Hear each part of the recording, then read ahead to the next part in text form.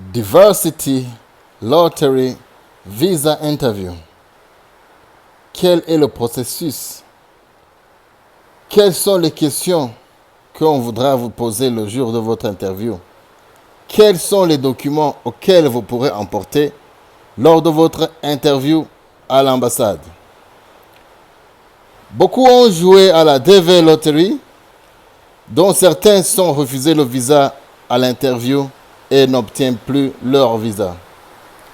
Beaucoup sont confus et se demandent pourquoi j'ai été sélectionné. J'ai poursuivi tout le processus, mais je n'ai pas eu mon visa. Dans cette vidéo-là, je vais vous présenter, je vais vous exprimer tout le processus de votre interview. C'est-à-dire que vous serez dans cette vidéo ce que vous devrez savoir avant d'aller à l'interview, ce que vous devrez emporter lors de votre interview, quel comportement avoir pendant votre interview, et aussi si vous avez la chance de terminer cette vidéo, cela pourra accroître votre chance d'avoir votre visa. Alors, premièrement, si c'est la première fois que tu vois cette chaîne, moi c'est Gold Smile. Ici, on parle de la DV Lottery ainsi que des visas immigrants aux États-Unis. Si c'est la première fois que tu vois cette chaîne, abonne-toi, partage à tes amis, laissez des pouces bleus et aussi à cliquer sur la cloche de notification pour que tu puisses voir d'autres vidéos concernant ce programme. Alors les amis, comme tout le monde, quand vous avez joué pour la première fois, quand vous avez décidé de jouer à la DV Lottery, il y a un papier que vous pourrez garder qu'on appelle le Confirmation Number. Alors ce Confirmation Number, normalement c'est en mois de mai que tous les résultats sont divulgués.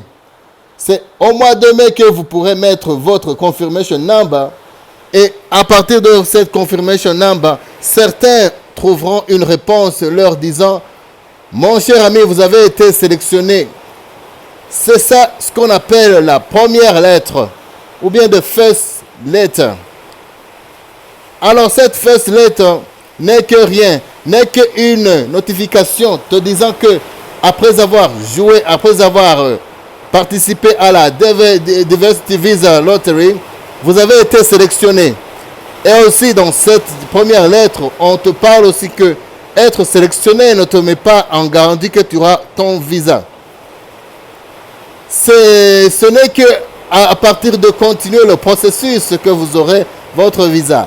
Et pour certains qui continuent leur processus, c'est à partir de cette date qu'ils remplissent les online formulaires ou bien la DS 260.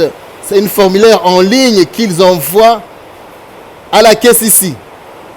Et avant, parce que le processus maintenant, il a pris une tournure, il n'y a plus d'envoi des documents. Après l'envoi de la DS 260, il y avait envoi des documents à la caisse ici. Mais pour le moment, ce processus n'existe pas d'envoyer les documents. Il suffit de juste envoyer la DS 260. Alors, quand et j'avais oublié de vous dire que dans la première lettre aussi, il y a un truc important, très important qu'on appelle le case number. Le case number, c'est un numéro qui pourra vous identifier dans ce processus. C'est un numéro qui pourra vous identifier votre position concernant votre visa dans ce processus. C'est-à-dire que ici, dans la première lettre, on te donne ce qu'on appelle la date d'être sélectionné, votre nom, ainsi qu'un code qu'on appelle le case number. Alors, après avoir envoyé votre online form immigrant DS-260 à KCC, après un certain temps, selon votre chiffre ou bien votre case number, vous serez programmé.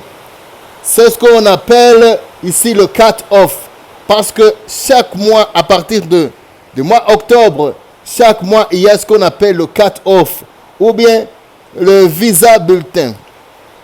C'est à partir de ce visa bulletin qu'on pourra vraiment que vous pourrez bien connaître votre cas, connaître votre tour sera quand.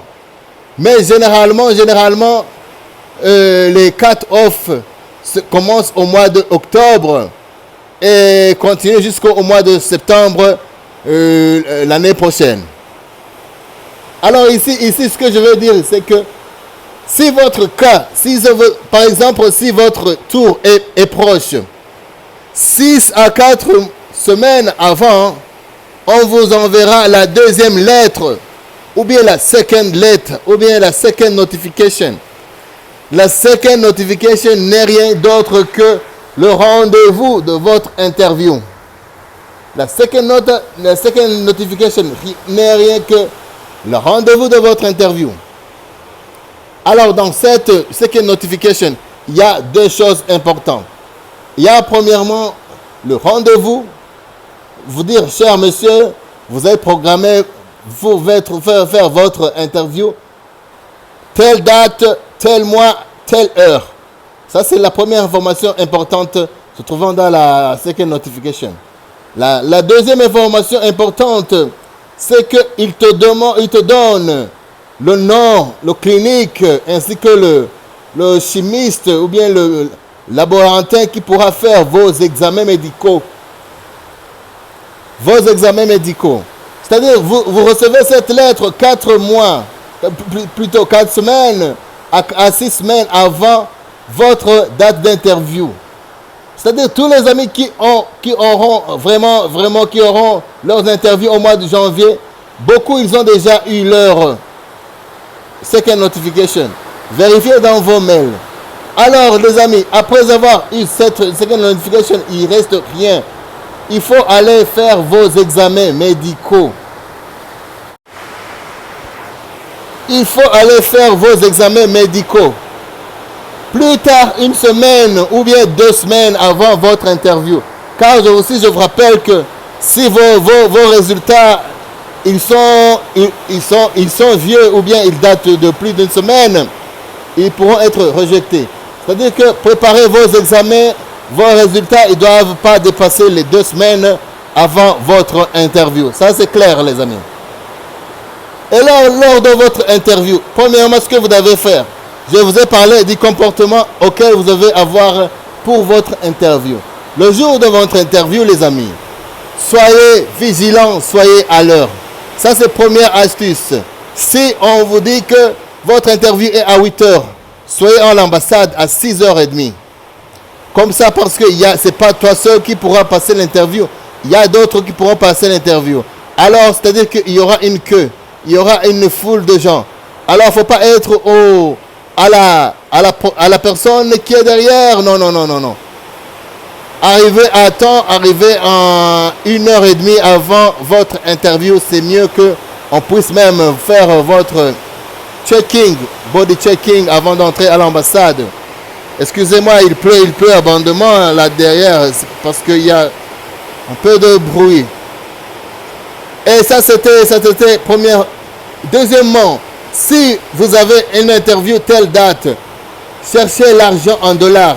Emportez votre frais de visa en dollars américaines, pas en votre monnaie locale, pas en votre monnaie locale, pas en francs CFA, pas en francs congolais, pas en je sais pas quoi, mais emportez votre argent en dollars.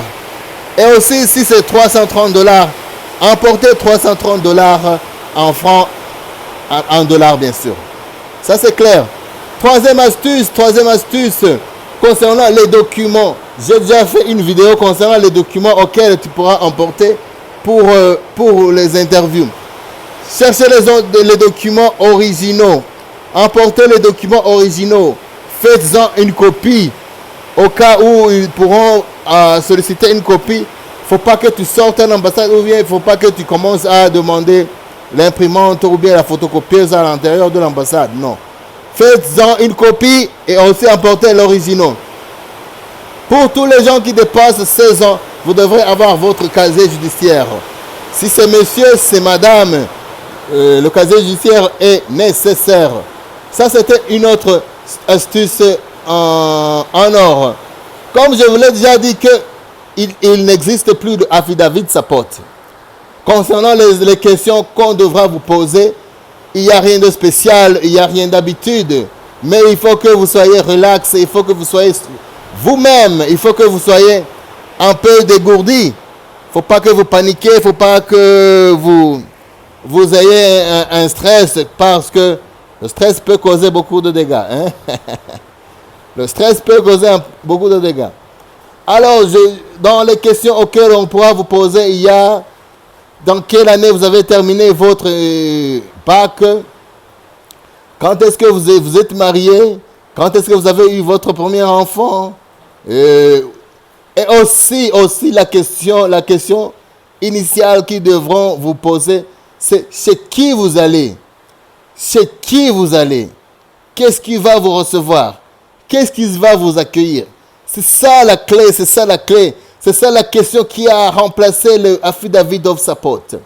Il n'y a plus de documents à remplir concernant l'affidavit, mais il y a une question qu'on voudra vous poser lors de votre interview. Et aussi, je pense que vous l'avez déjà mentionné dans la DS 260, leur disant chez qui vous allez vivre les premiers jours.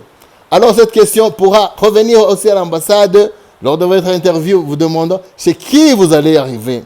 Qu'est-ce qui va vous accueillir? Et aussi, il vous demandera quel lien avec cette personne. C'est votre ami, c'est votre parenté, c'est votre collègue, c'est qui? Alors, les amis, préparez un nom, préparez une adresse de chez qui vous allez arriver. Ça, ce sera la question. Parce que sans cette réponse, sans cette adresse, vraiment, le visa pourra être refusé. Et aussi une autre chose. Lors de votre interview, emportez un passeport qui a une validité plus de 6 mois. Plus de 6 mois, les amis. Si votre passeport a été volé, commencez les recherches, commencez à chercher une nouvelle, et portez une plainte à la police, allez à la commune, mais cherchez une autre en vitesse. Et aussi, si votre passeport a été je ne sais pas comment, a été falsifié ou bien a été détruit, bien sûr, cherchez un autre. Mais il faut que vous allez à l'ambassade avec un autre passeport ou bien un passeport comportant plus de 6 mois. Ça sera vraiment avantageux. Alors les amis, ça c'était le processus de votre interview. Car je sais beaucoup échouent. S'il y a d'autres questions, n'hésitez pas à les poser en commentaire. S'il y a d'autres suggestions, je suis ici pour vous. C'est votre ami Godsmile. Ciao, ciao.